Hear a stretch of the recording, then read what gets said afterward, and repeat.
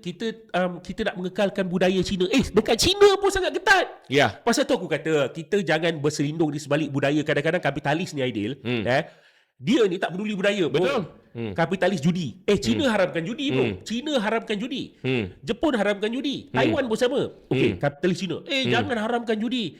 Itu budaya masyarakat. Kalau kau nak kata judi ni budaya masyarakat, orang Melayu dulu suka sabung ayam. Ya. Takkan sekarang ni adakah sabung ayam tu jadi budaya Melayu? Ya. Tidak. Pasal tu budaya ni kena berubah. Pasal tu kalau kita faham benda ni, bila orang kata ni budaya Cina, kau pergi tampar je. Kau pergi maki je dia. Kenapa negara China haramkan judi? Kenapa negara China tak bagi minum minuman keras? Kalau dia nak kata benda ni budaya masyarakat. Sebab apa? Kapitalis akan berselindung di sebalik budaya. Betul. Dan kalau orang-orang yang nak menegakkan hukum Islam ni tak prepare dengan hujah, kan? Tak prepare dengan hujah, tak tahu keadaan dunia ni, dia akan termakan, tak apa, kita bertoleransi dengan budaya Cina. Sebab ni budaya Cina mah, minum sebelum mabuk ni budaya Cina.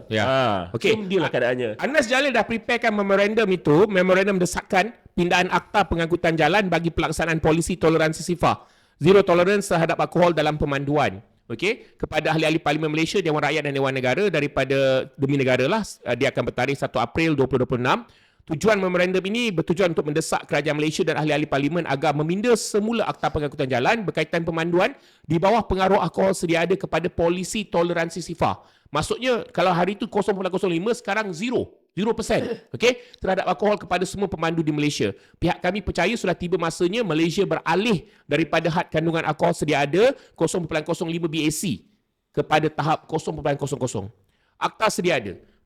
Okey, akta sedia ada ialah di bawah Akta Pengangkutan Jalan Pindaan 2020 yang berkuasa pada 23 Oktober 2020. Okey, pindaan dia 2020 ketika zaman Perikatan Nasional. Malaysia telah menyelaraskan had kandungan alkohol mengikut piawaian Pertubuhan Kesihatan Sedunia.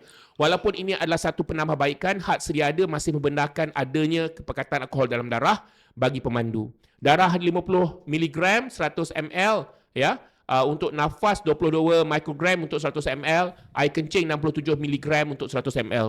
Justifikasi peralihan kepada toleransi SIFA, langkah ini ke arah toleransi SIFA adalah satu anjakan progresif yang diperlukan atas waktu-waktu berikut. Menghapuskan kekeliruan. Okey, had 0.05 sering menimbulkan kekeliruan kepada orang awam tentang berapa banyak yang boleh diminum sebelum memandu. Polisi 0.00 memberikan mesej yang jelas, iaitu jika anda minum, anda tidak boleh memandu.